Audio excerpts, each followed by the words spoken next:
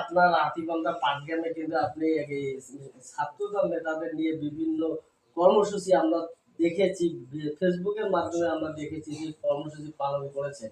এই হাতীবান্ধা পাটগ্রামের মধ্যে এখন পর্যন্ত কতগুলো নেতাকর্মী এবং কতজন সমর্থক নিয়ে আপনি কাজ করছেন এখন? এখন আপনি জানেন যে আমরা দীর্ঘদিন থেকে হাতীবান্ধা পাটগ্রামের যারা জাতীয়তাবাদী দলে বিশ্বাসী এবং অঙ্গ সংগঠনের সকল ব্যক্তিবৃন্দ ঐক্যবদ্ধভাবে কাজ করতেছিলাম। আমরা বিভিন্ন আন্দোলন সংগ্রামে স্বৈরাচারী শেখ হাসিনা সরকারের পতনকে নিশ্চিত করতে কিন্তু আমরা সবাই কাজ করেছি। এখন আমরা পরিকল্পনা করব, একটা পরিবেশ সৃষ্টি করব দেশনায়ক তারেক রহমানের নির্দেশনায় এবং আমাদের মানুষের নেত্রী দেশনেত্রী খালেদা জিয়া সুস্থ হোক, দেশনায়ক তারেক রহমান দেশে আসুক। তারপর আমাদের নেতাকর্মীর উপর যখন একটা সিদ্ধান্ত দেওয়া হবে, সেই সিদ্ধান্ত মোতাবেক আমরা হাতীবান্ধা পাটগ্রামের জাতীয়তাবাদী মনা সকলে একসঙ্গে কাজ করে যাবো। সকল দল মত নির্বিশেষে ছাত্র অধিকার যে আন্দোলন, যে আসলে কোটা বিরোধী ছাত্র অধিকার আন্দোলনের থেকে সূত্রপাত আজকের এই যে বিভিন্ন দফা থেকে শুরু করে 9 দফা 10 দফা, শেষ সময় এক দফায় সফল হয়ে যে হলো যে এই শেখ হাসিনা যে আসলে দেশ ছেড়ে চলে গেল, সেই ক্ষেত্রে শিক্ষার্থীরা যে অবদান রেখেছে সেই শিক্ষার্থীদের আপনারা কোন সেলুট ভাবে দেখেন বা কোন মন দিয়ে দেখেন, তাদের কোন শ্রদ্ধা বলে স্মরণ করে কিনা আপনার দল? অবশ্যই সারা বাংলাদেশ শুধু নয়, সারা বিশ্ব আজকে আমাদের ছাত্র ভাইদেরকে আমরা সেলুট জানাই। এবং আমি আমার বাড়ির হাতীবান্ধা উপজেলায় এই কারণে আমি গর্ববোধ করি যে আবু সাইদ যে গুলিবিদ্ধ হয়ে ছাত্র মারা গিয়েছেন, এই আবু সাইদের আত্মার মাগফিরাত কামনা করি। পাশাপাশি যারা শহীদ হয়েছেন সবার আত্মার মাগফিরাত কামনা করি। যে এই আন্দোলনের মাধ্যমে ছাত্র আন্দোলন শুরু করেছে, তারপরে সাধারণ জনগণ, তারপরে আমাদের বিভিন্ন নেতাকর্মী, এটা বাংলাদেশের বিজয়। সাধারণ শিক্ষার্থীরা আন্দোলন সূত্রপাত, তারপর আহ্বান জনগণ। অবশ্যই আমাদের ছাত্র ভাইদের জন্য আমার লাল ছেলে।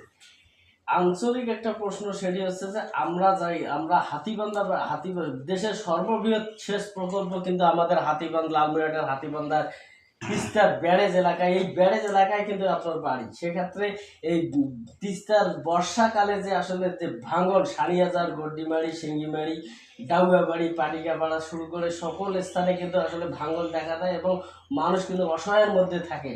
সেই ক্ষেত্রে এই তিস্তার তীরবর্তী একজন বাসিন্দা হিসাবে আমি বলবো আপনার আসার জন্য, এই যে ছোট ছোট যুবক ছেলেরা ড্রাগ এডিক্টেড হচ্ছে, এই ড্রাগ এডিক্টেড যে হচ্ছে, কর্মসংস্থান আমি মনে করি যে আসলে কর্মসংস্থান হলে এটা হতো না, কিন্তু আসলে এটার নির্মূলভাবে যে আসলে সামাজিকভাবে যে অবস্থান, সেই সামাজিকভাবে অবস্থান তৈরি করবেন কিনা? আপনি জানেন যে হাতীবান্ধা পাটগ্রামটা হচ্ছে এই ইন্ডিয়ার টোটালটাই সীমান্তবর্তী আমাদের দুই উপজেলা। এখানে মাদকের অবাধ একটা প্রভাব আছে।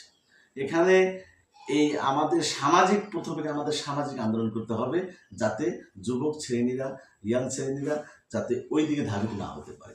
তার পরিবর্তে কি করতে হবে সেগুলো আগে আসতে হবে। সীমান্তে আপনার স্ট্রং ভূমিকা রাখতে হবে আমাদের বর্ডার গার্ডকে, যাতে করে ওপার থেকে কোনো ধরনের মাদক আমাদের পাশে না আসতে পারে। দ্বিতীয় নম্বর হচ্ছে এখানে রাজনৈতিক সচেতনতার নেতৃত্ব আসতে হবে, যে নেতৃত্বের মাধ্যমে প্রতিটা গ্রামে গ্রামে মাদক নিধন চলতে হবে। 3 নম্বর হচ্ছে যে এই যে সাধারণ যারা যুবক শ্রেণী যারা আছে, যারা ছোট বাচ্চা থেকে শুরু করে, আপনি জানেন হাতীবান্ধা পাটগ্রামে কোনো খেলার মাঠ নেই, এখানে কোনো স্টেডিয়াম নেই, এখানে আমাদের উন্মুক্ত মাঠের সংকট হয়ে গেছে।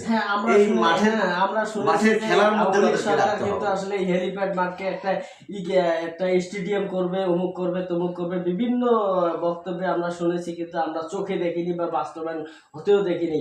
পাশাপাশি শালবন আছে, শালবনকে তারা ইকো পার্ক করবে, আমরা কিন্তু সেটা পাইনি বা আমরা সেটা দৃশ্যমান দেখিনি। এখন বুড়িমারি স্থলবন্দর যে আসলে এক্সপোর্ট ইম্পোর্ট একটা ইন্টারন্যাশনাল ব্যবসার একটি ঘাঁটি, সেই ক্ষেত্রে কিন্তু আমাদের সড়কটা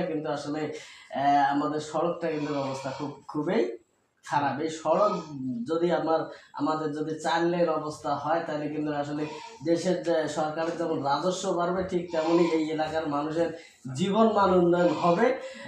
আপনারা এই বিষয়টা দেখবেন। দর্শক, আমরা আজকে একজন তরুণ নেতার সাথে কথা বলেছি। তিনি সাবেক ছাত্রদল নেতা ছিলেন এবং যুব দলের পল্লী উন্নয়ন ও সমবায় বিষয়ক সম্পাদক ছিলেন। তার বাড়ি হচ্ছে লালমনিরহাটের হাতীবান্ধা উপজেলা সারিয়াজান ইউনিয়নে। আমরা আজকে তার সাথে একটু আলাপ করলাম, তার আত্মজীবনী থেকে, তার কর্ম পরিকল্পনা থেকে, তার রাজনৈতিক বর্ডার জীবন নিয়ে একটু আলোচনা হয়েছে। আমরা এরপর আমরা অন্য কোথাও, অন্য জায়গায়, অন্য কোনো নেতার সাথে আমরা এই হাতিবান্ধার উন্নয়ন নিয়ে কথা বলবো। ততক্ষণ পর্যন্ত আমরা ভালো থাকবেন, সুস্থ থাকবেন।